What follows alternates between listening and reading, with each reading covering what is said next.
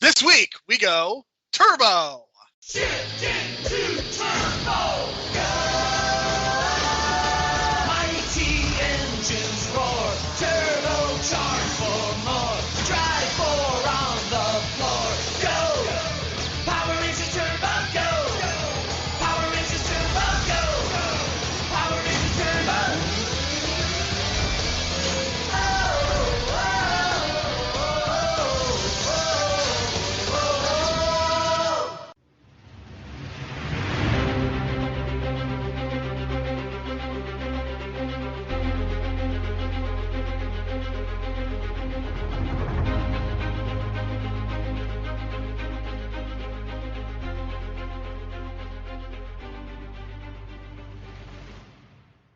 This is the Superhero Pantheon. On this podcast, we take one superhero film a week and decide whether it should be in the Pantheon, the pile of shame, or somewhere in between. My name is Jerome Cuson. You can find me on Twitter at JeromeC1985. You can find additional episodes of this podcast at Apple Podcasts, Stitcher, Spotify, and all of your favorite podcast apps through the real world. We strongly encourage you to leave a 4 or 5 star review so as to help people discover this show and the great work that the folks at the real world are doing. If you would like to interact with us or send feedback, you could do so in 2 ways. First, send an email to superheropantheon@gmail.com. Second, find us on Twitter at HeroPantheon. My co-host for this week and every week will be Brian DeBrain. He can be found on Twitter at Brian DeBrain. Brian, last week we discussed the 1995 Power Rangers movie. A movie that, let's face it, it's not very good, but there are certain charms to it that I think there are aspects of it that we at least appreciated and were amused. And I can't say that I was ever bored by the 1995 Power Rangers movie. Again, admitting that it is not very good. But then we have this movie, which admittedly by the time 1997, 1998 rolled around, I was pretty much checked out on the Power Rangers franchise at this point. But let's face it, this movie is not very good. And this, even though it was an hour and 40 minutes, it literally felt like it was 3.5 hours.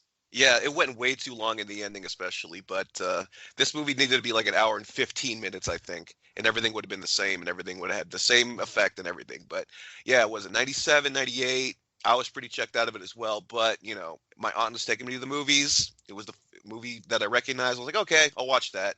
So I watched it, and I completely blocked this movie out from my head because I remember no details from this movie until I watched it again recently. And I mean, right off the bat, we got a Star Wars crawl, and I was like, okay. I get what they're going for. This is definitely a kids movie and nothing more, nothing less. But usually the best kids movies have that charm to them that appeal to the adults, and this doesn't appeal to any of the adults except maybe like the diehards from the earlier, season 1 and 2 when the originals came back in the middle of the movie with Kimberly and Jason. But other than that, it's strictly for kids. It's all kids jokes, and at least Diva Talks was hot. Thank you for your subjective commentary on the female form, Brian. That is exactly what the show needed. Hey, man, I don't judge, and by the looks of it, she didn't need the plastic surgery that she needed, that she claimed that she had at the end of the movie. All right, so let's talk about some of the notes. Of course, Kimberly is not in this movie as a Power Ranger. She was contractually obligated to appear in 2 Power Rangers movies, so that is exactly what she did. But in this case, the Pink Ranger was Catherine Sutherland, who was Australian. She replaced Amy Jo Johnson as the Pink Ranger in the 3rd season of the Mighty Morphin Power Rangers. And this was a big deal because this really felt like somebody that I think a lot of fans were invested in. Again, I think every male of a certain age had a crush on Kimberly, and I think this was a moment when a lot of people checked out. Yeah, I'm glad she came back, and it's just the contract dispute thing was weird, but I get it. She doesn't want to be a Power Ranger anymore, and she doesn't even appear in the final 3 minutes of the movie, like the final celebration sequence. But yeah, I mean, I'm glad she's there. Let's put it that way. But the idea of old Rangers coming back, I do like that idea. So at least they did that for me. It kind of, it's for the diehards from the first season, like I mentioned, because this is 97, 98. 5 years already. The audience has already changed, so it was cool to see that kind of moment for the diehards. Shuki Levi, who was the director of this movie, originally wanted Walter Jones to reprise his role as Zach Taylor. Jones declined when he learned he would have to give up his Screen Actors Guild card to appear in the non-union cast for this movie. And this is obviously a really, really big deal to get that SAG card. I'm sure you know this better than anyone living where you do, Brian, but I am very sympathetic to Walter Jones not wanting to return. And I think it's unfortunate because I think he would have added a lot of personality to this movie. As a matter of fact, Levi wanted to bring back all of the original Power Rangers, of course, Austin St. John, Toy Trang, Walter Jones, Amy Jo Johnson, and David Yost. He was only able to successfully bring back 2 of them. David Yost had quit working on the movie had quit working on the show while they were filming Power Rangers Zeo, and he has brought up a number of problems that he had with the particular show and some of the homophobia that was going on around that time. So it's extremely unfortunate that we were not able to get the original cast, and we will never be able to get the original cast, of course, with the unfortunate passing of Toy Trang, who was killed in a car accident just a couple of years after this movie was complete. Yeah, it's very unfortunate. And you mentioned the SAG card thing. That's very important because it's got benefits. It's got guarantees kind of thing. You know what I mean? To drop that, it's pretty much like, I mean, from what I've heard I've had some acting friends over the past, and they've been struggling, throughout the years. And they say that to get that SAG card takes a lot. And to give that up just for like a cameo in a Power Rangers movie that didn't gross any money, smart move, totally smart move, and good for him because that would have been a total loss. Some other things about this movie. In a podcast interview with a fan site in 2014, Hillary Shepard, who played Divatox, mentioned that this role was originally written with Grace Jones in mind. And let me tell you, I don't think Grace Jones would have ever appeared in anything Power Rangers related, but I'll tell you what, it certainly would have added some spice to this movie. God, yeah, man. I'm a fan of A View to a Kill. She's like the female Bond villain in that movie, kind of, you know what I mean? And the way that she has that presence, God, that would have been so great, but it's just so weird to put her in that role in this universe. Because, I mean, I think she was she married to David Bowie at this time? I'm not sure, but, or something like that, or I forget who's hooking up with who in the 80s, but just craziness with that kind of casting in mind. But I can see it. I definitely see it with the look and the way that costume looks. But it would have been way too weird because I think she would have played it straight-laced. But this role is definitely a cheesy role that would it end up being. So good for that because it would have been too weird. So there were a lot of aspects to this movie that were apparently cut to the point where there was a 3-hour cut. The Zeo Rangers were supposed to appear in the movie, according to Johnny Young Bosch, who plays Adam. The Zeo Rangers would lose their powers during a fight with Divatox and her minions, and that is why the Rangers would upgrade to the turbo powers, very similar to how they have upgraded their Zords in the past. Apparently, these scenes were filmed, but they were never put in the movie. I'm assuming it's because they just needed a cut. But the weird thing is that you do actually see a brief moment when Kat uses her Zeo powers somewhere about 30 minutes into the movie. There was also an entire subplot cut with Mandika the mermaid, who I'm assuming was serving the same purpose as did a character in the Power Rangers 1995 movie. If you read the description, it was also supposed to be very sexually suggestive. And again, a lot of shots, none of them were used. There was also a deleted scene with a crocodile. There was a longer trek to the volcano. There was more character development for Justin. All of this stuff was deleted and put on the cutting room floor. Yeah, probably for the best, man. I mean, we don't need a 3-hour cut of Turbo, a Power Rangers movie. We will never need it. Maybe one day you can like intersplice in that footage and make an entirely new cut of the movie and still make it less than an hour and 40 minutes and still make it work. But yeah, it's just, I think they were just trying to just recreate some of the stuff from the first movie and just kind of rehash it out. And once they realized that they had too much footage, they were just like, shit, what the hell are we doing? We're wasting our time shooting all this extra footage. So let's just cut it down and just release it. Because they knew, I think at that point, once they realized they had a 3-hour cut, I think they realized, man, we've gone way too far with this and let's just wrap it up. That is absolutely the case. And of course, one of the big events of this movie is Rocky hurting himself in genuinely one of the funniest scenes in the entire movie, and I don't think it's funny on purpose. Steve Cardenas had announced his departure to concentrate on his dojo, despite rumors he was injured while performing a stunt toward the end of Power Rangers Zeo. There were rumors that he had to leave the show for that reason, but apparently those are not true, and that he was just quote-unquote injured so that he would no longer have to be a part of the team. I have to be honest, Steve Cardenas did nothing for me. I think he was easily one of the weakest performers on any of the casts that I remember, so his departure was not a big deal. But let me tell you, Justin was not an improvement, and we will get to that when we talk about the heroes. But my goodness, that opening scene involving Rocky is... You have to find this on YouTube. Do not watch this movie under any circumstances, but go and watch this. It is genuinely one of the worst things that I've ever seen, but also hilarious. Okay, how do we explain this? He's doing like a roundhouse kick, but does it in a way where he backflips himself over the top rope and does this PCO type bump to the concrete floor or the hardwood floor or whatever.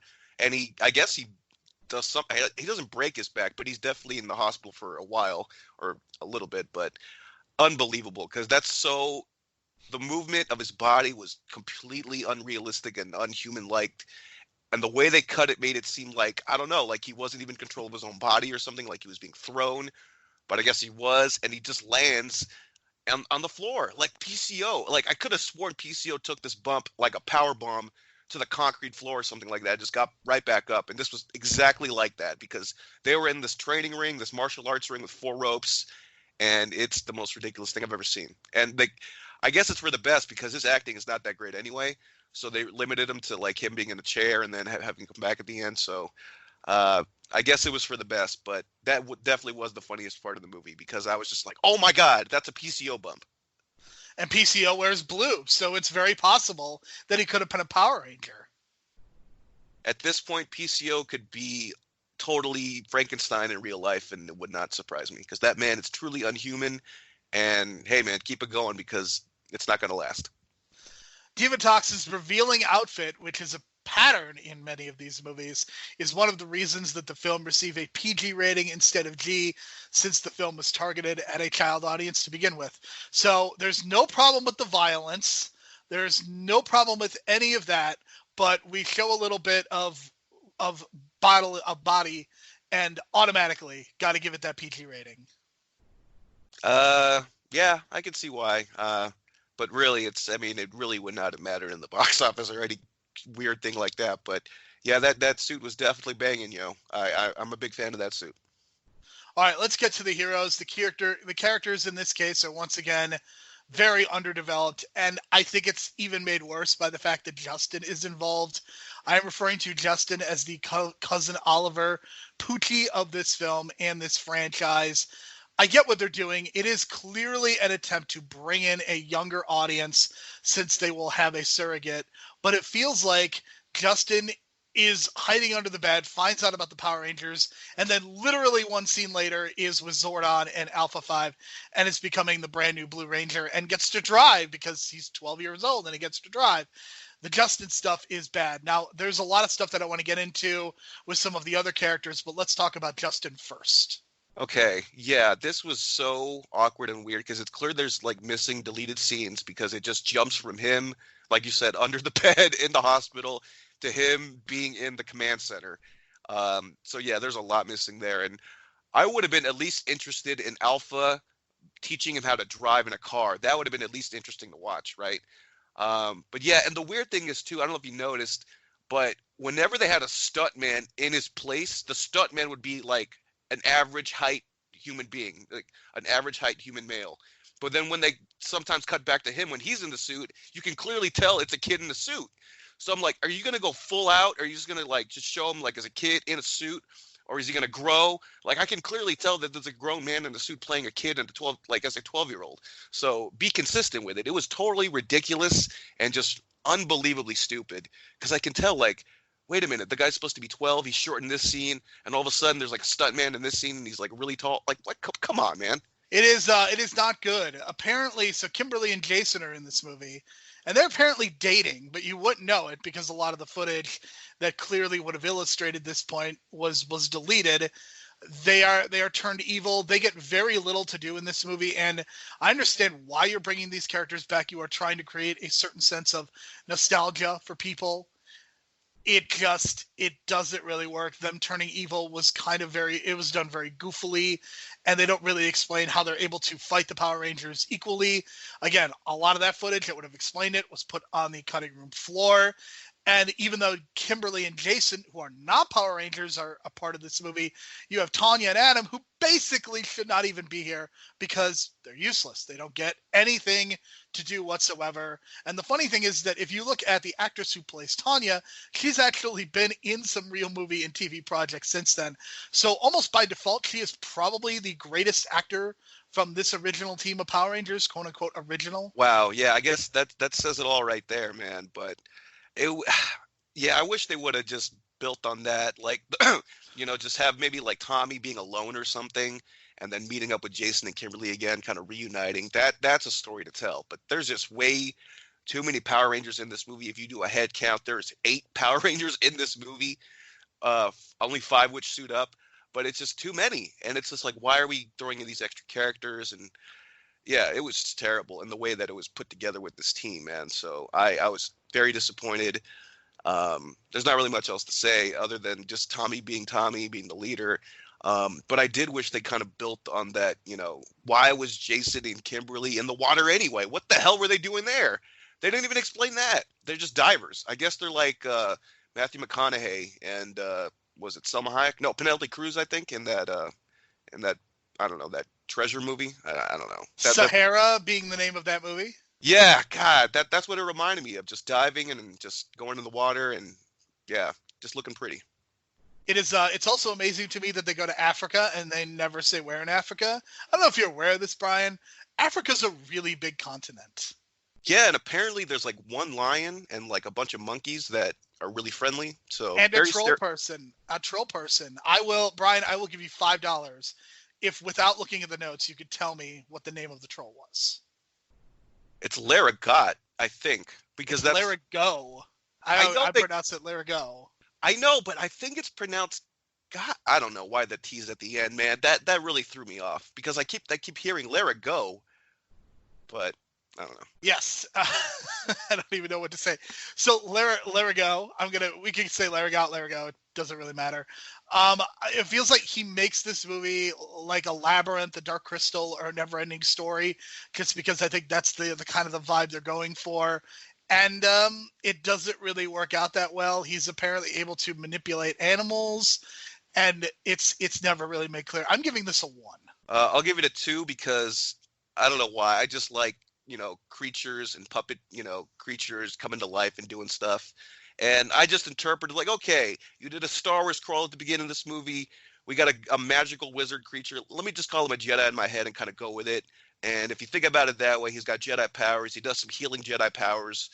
So yeah, he's a Jedi. I give it a 2 only because I had fun thinking that maybe this guy was a Jedi. Divatox is very annoying, and she doesn't get near the quality of dialogue, perhaps, and she does not get near the opportunity to be as funny as an Ivan Ooze. I think her henchmen are ridiculously annoying. And I think one of the things that you will notice about really bad kids movies especially is just how freaking loud the movie is. And the villains in this movie are just really loud and really annoying.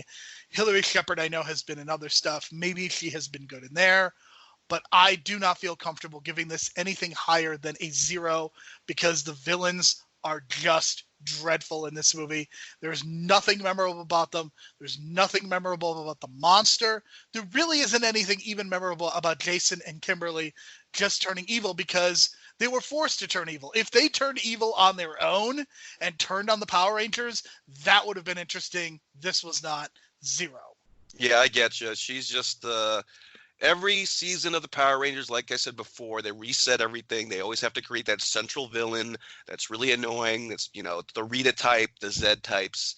every single one of the Power Rangers incarnations has this, so it's typical. She was on the show or on the Turbo series after this, so they kind of needed to set up that central villain, so they did, and I get it. And it's just a kids show with a kids villain, and unfortunately, it doesn't work in a theatrical sense. So I get why I give it a 0, but I'm gonna give it a 2 only because I'm just so used to seeing the Power Rangers fight giant, overly designed monsters and stuff like that, and they gave me that at the end, and this was more attuned to like the show than it was in the '95 movie. So at least I give it that. You know what I mean? It's closer to the show than the '95 movie was, and at least with the villains, it did feel that way. So that's some credit, but still a 2 is like pretty shitty.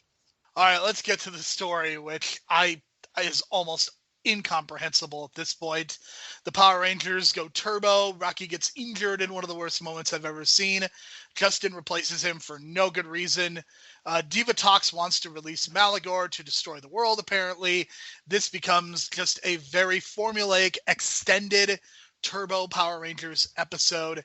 I don't think there's really a whole lot to add here as far as the story goes. I think part of what made this so difficult is that it was just not very easy to define. And they're, like I said, Tanya and Adam almost get nothing to do here. And that isn't to speak of the other Rangers. I mean, there is an extended sequence on a pirate ship that really isn't adequately explained. This movie is just all over the place, and they clearly did not have a budget to make a movie. That's the thing. If you watch the 1995 version, and if you go and watch the 2017 version, those feel like actual movies. This feels like an extended edition of the TV episode, and that is not great. I'm giving this a 0. I'll go with a 1, only because at least they gave me a story with a dude in a puppet suit that's they're actually, the eyes are blinking. So I was like, oh, the eyes are blinking. They're trying. You know what I mean? I guess that's more with the tech, but the story gave me that. You know what I mean? And the story did give me, a Megazord fighting a giant monster at the end, and that's what I liked to watch as a kid when I was watching Power Rangers. So it gave me that. So it gave me those, simple things that of course I expected to see. But other than that, it's just a really poorly put together TV movie. If this is just a TV movie, I can see it kind of working, because at points, I hate to say this because it's going to seem insulting to the CW DC shows, but at some points during this movie, it felt like I was watching like a Flash episode or like a Crisis episode, because some of those episodes are really hard to intake with a lot of plot details, and shit just goes really fast. And that's kind of what happens in this movie, where just shit goes really fast and there's like a lot of mindless plot details. So it is like that, I feel like. But, I'm going with a 1, and there's not much else to say other than they should have just made this a TV movie and it would have been fine. And we wouldn't have had to review it, perhaps. The Power Rangers movie, this looks like the television show and is very poorly edited. I don't really have a lot to say. I don't even think there's that good of a soundtrack this time. I know you kind of have your ear to the ground for that. So if you want to talk about the soundtrack, you can, but I'm also giving this a 0.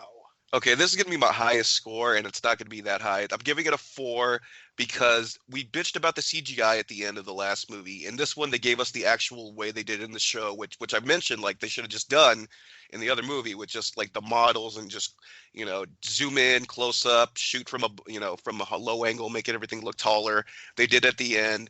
But unfortunately, they didn't do it in such a way that it made it seem theatrical. It still made it seem small scale. And they just kind of missed the boat on that. And I don't know if they were using I'm not sure still if they were using the action sequences from the series and just kind of splicing it in with the movie. Because at times it kind of felt like that too, even with the suits. And I couldn't tell, is this stock footage or whatever? But yeah, the music was absolutely horrible. The song at the end of this movie is probably the worst song I've ever heard. I don't know, in a movie ever. It's like they're trying to do a rock song that's trying to pump you up. It sounds like an 80s song, but it's the way it's sung and produced, it just sounds like a really old middle-aged dude trying to be hip and has no voice left, and he's trying to sing the song, and it's the worst fucking song, and it sounds like a parody of a rock song, and it's just awful. So I can't even name the song. I was just listening to this and thinking, this is one of the worst songs I've ever heard in my life. Really freaking horrible. But, I did like Diva Tox's suit. I did get, kaiju monsters in rubber suits. That's something that that's just what I like. You know what I mean? Old school effects and Power Rangers is all about, practical makeup effects. So at least they gave me that. That's why I'm giving it a 4, because the suits did look good, even though we only saw the suits for 10 minutes in this movie, which is ridiculous. The new turbo suits. The car stuff was interesting because, again, I hate to mention James Bond, but in James Bond movies, one of the cliches in the 80s going to the 90s, cars floating in the water, and they definitely did that in this movie. And I was like, oh, they're doing the James Bond with the floating cars and their turbo cars. So it is what it is. At least we didn't have really shitty CGI. So at least they did that, and at least the freaking puppet blinked. So there you go.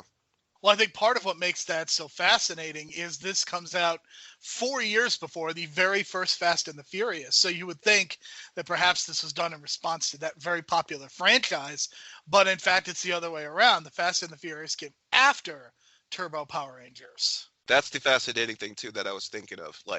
This feels like at least the look of the cars, they were trying to go for this maybe Fast Furious thing, but who knows, because that kind of thing was, I don't know, in the late 90s in Japan, street racing kind of culture. I remember kind of, having some friends who were into anime and just being into cars at the same time. So I don't know if it was just going to that period in Japan, and that's why they went with Turbo, and then all of a sudden we got Fast and Furious 4 years later. There may be something to that. Maybe it's just kind of the cultural change, and maybe just because Power Rangers comes, from Japan, and they were kind of on that pulse first. Because if you look at Fast and the Furious, there's some nods to Japanese cars and Japanese car racing as well. So all right, let's talk about the legacy of this movie. I cannot give this a 0 because I like to give this a 0 if it completely killed the franchise, and it didn't. We did not get a movie for 20 years, but Turbo Power Rangers continued to live on television. They would go into space.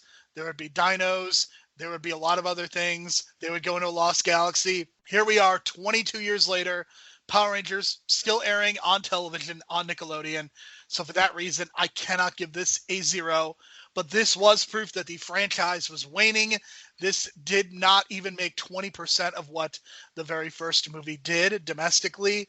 And for that reason, I am giving this a 1. yeah, 1 as well. No one remembers this movie at all. Nobody. The fact that I completely blocked out 95% of this movie just says a lot, because all I remembered from this movie, from watching it as a kid, was the shot of them driving the cars through the jungle or whatever. That was it. And then you ask people about this movie, no one remembers it. And then the people that do remember it, God, that was that shitty kind of sequel to the original movie. But people remember the movie, you know what I mean? The original movie. So that says a lot about that. But here it's just no respect. No one remembers it at all. But the thing I did like, and I guess, is just the fact that, they had Kimberly and Jason with Tommy. And I was I completely forgot about that. So I was kind of marking out for a brief minute. And I was oh, wait a minute, this is going to go all downhill in a second. Let me just, savor this while it lasts for this minute. So hopefully they'll do something like that in the new movie coming up next year, something like that. That's kind of what I've been hoping for, but definitely a 1. It's a really shitty legacy, and I wouldn't even recommend watching this movie, because usually with a bad movie on this podcast, I'll say just watch it once, just experience it for what it is, try to have fun with it. This one you can't even have fun with, man. So for all those reasons, I am giving this 2 out of 50. Holy mother of God, man. Wow. I'm giving it a 10 out of 50, total score 12.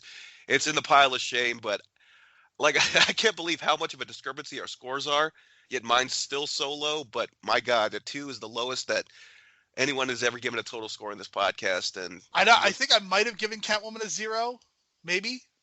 I could have sworn that was a 5 or a 6, but who knows? But I mean, this movie is horrendous. I think that if there was ever a movie that was going to get a score this low, then this is it, because it doesn't look good. There's no character development. It is borderline incomprehensible. I cannot justify giving this anything higher for all of those reasons. I think even some of the movies that are in the pile of shame, there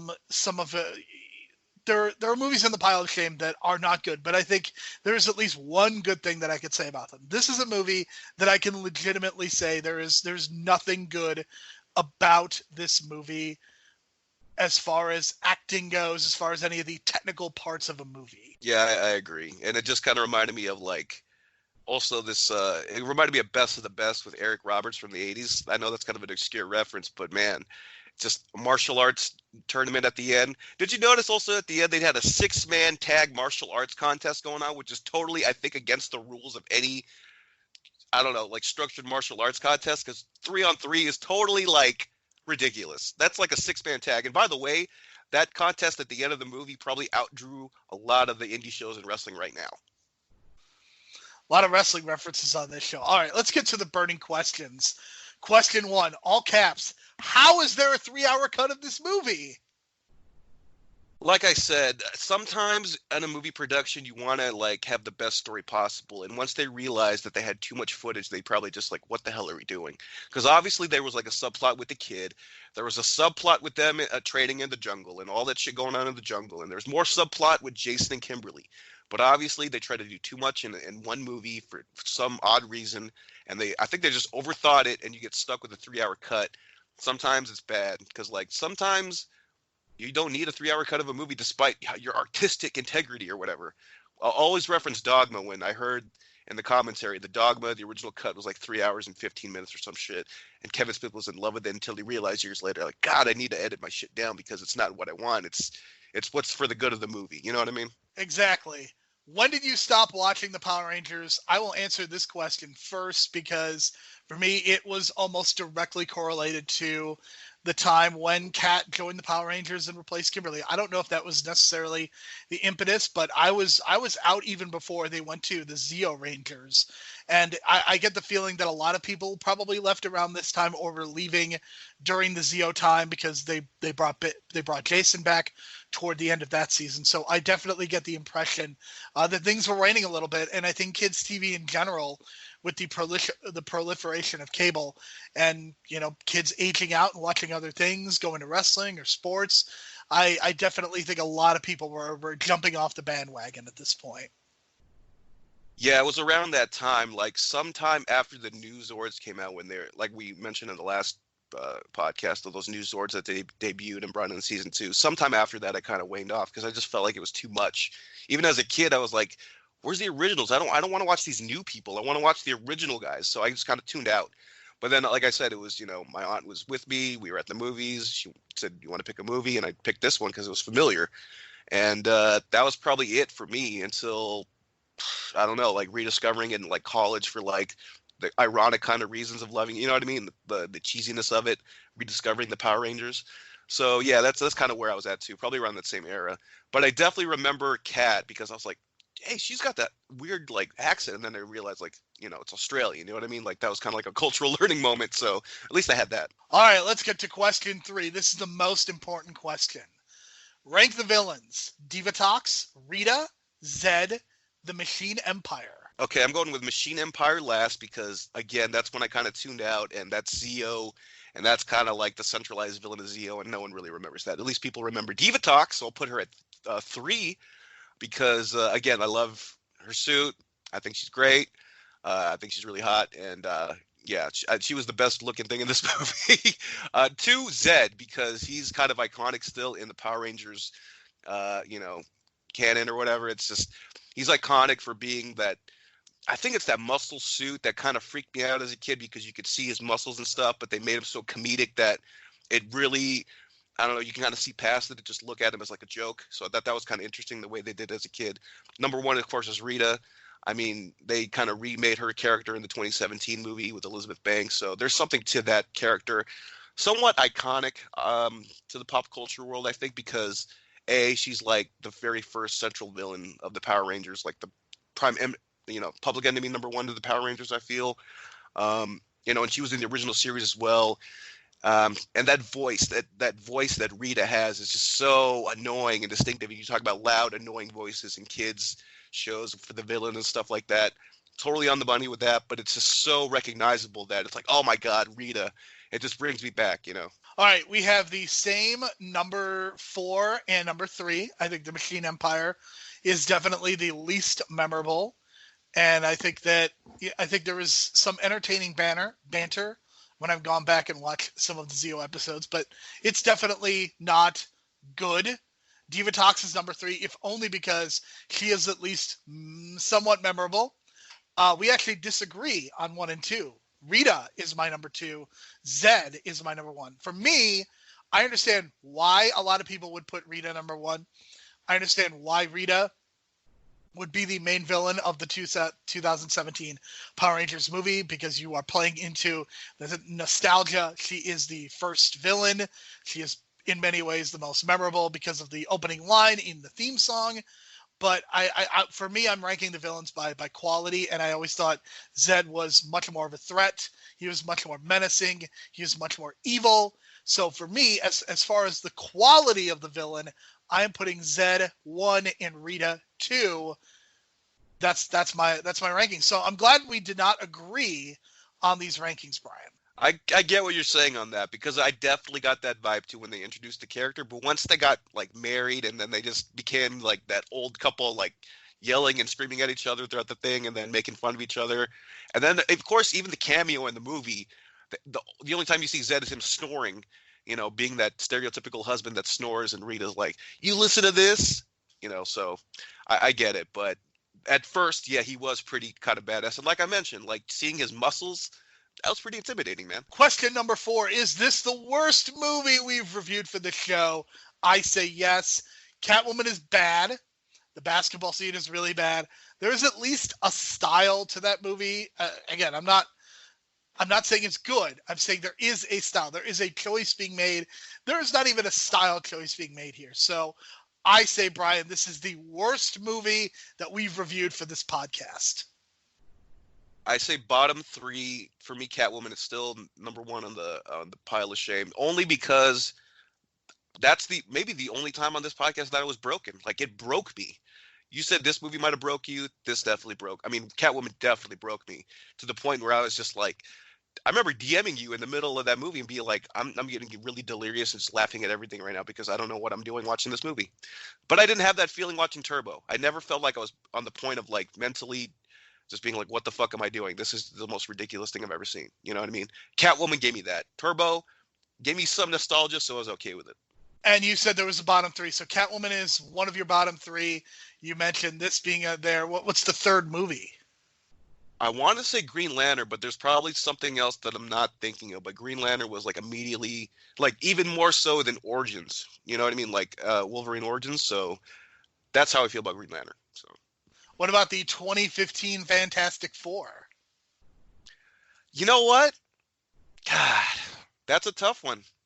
I don't know. I'll have to think about that, because when I first saw that, when we reviewed it last year, I was just like, wow, I did not expect how bad this was going to be, even though I've heard bad things. But man, I still have this deep-rooted, this I don't know, not hatred, but really discontent for Green Lantern, especially the fact that you had Taika in it, and look what his career ended up being. So, and the fact that 2 different movies tried to wipe it from existence. I think that says a lot.